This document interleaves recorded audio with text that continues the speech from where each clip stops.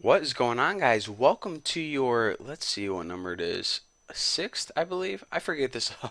I forget this more than I should, but welcome to your sixth MySQL tutorial. And in this lesson, we're going to be going over the select statement a little bit more because in the last couple tutorials, what I did is I told you guys how to retrieve one piece of information using the select statement. For example, I taught you guys how to retrieve the name, or you could retrieve the city. And if you wanted to retrieve more than one piece of information, you would have to write multiple select statements. Or do you?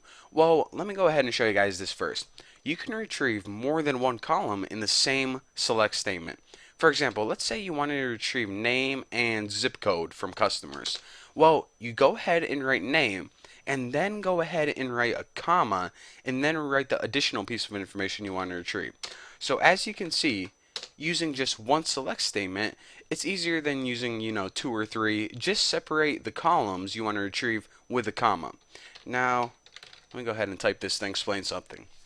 Now, one very important thing that you want to keep note of is this. Whenever you retrieve multiple select statements, you don't put a comma after the last one. I see people do this a lot and it's a mistake. So for example, since we're retrieving two pieces of information, that means we would use one less comma, so one.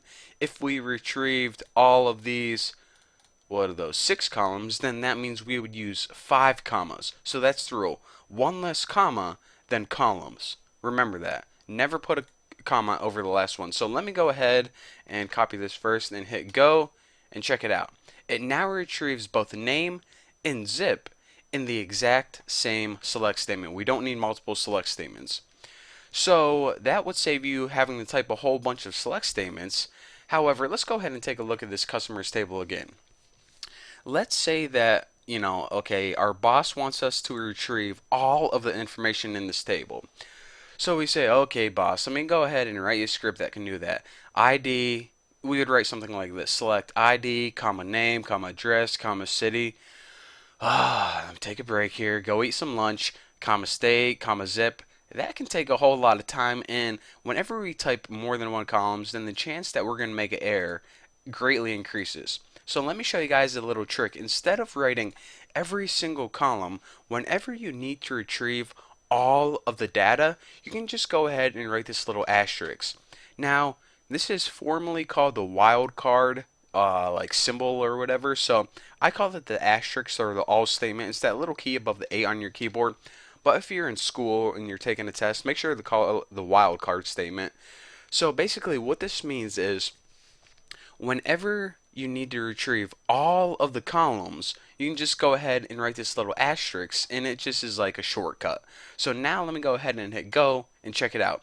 It retrieves all of the columns and all of the rows from whichever table you specify. Now, I want to mention this. I know I didn't talk to you guys about how to use MySQL with PHP or whenever you're making websites or in any type of application actually, but whenever you do, you can do something like this. You can retrieve all of the all of the data that you want to using MySQL and only display what you need in your application. And by application, I mean you can go ahead and retrieve all this data, but only display the name and city on your website or something.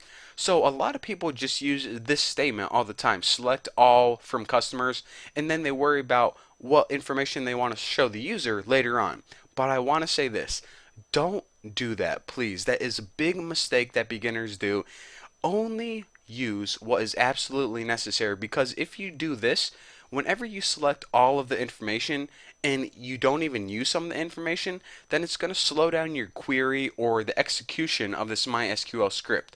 Well, it's not really important in this one because this is a relatively small table, but whenever you're working with a whole bunch of data with a whole bunch of users, it can cause significant problems, and it could slow down the website for people.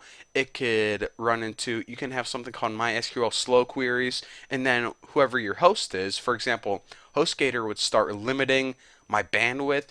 So guys, I just want to say, even though you can retrieve a whole bunch of data and only display what's necessary to the user, please don't do this. Please only select what is ever necessary and only use this special shortcut whenever you absolutely need to. So I know I talked about that for a while, but guys, it's very important, more important than I could stress. So anyways, thank you. I need to go get a drink of water or something. So anyways, I'm gonna save the rest of the information for the next tutorial. So like I said, thank you guys for watching. Don't forget to subscribe, and I'll see you guys then.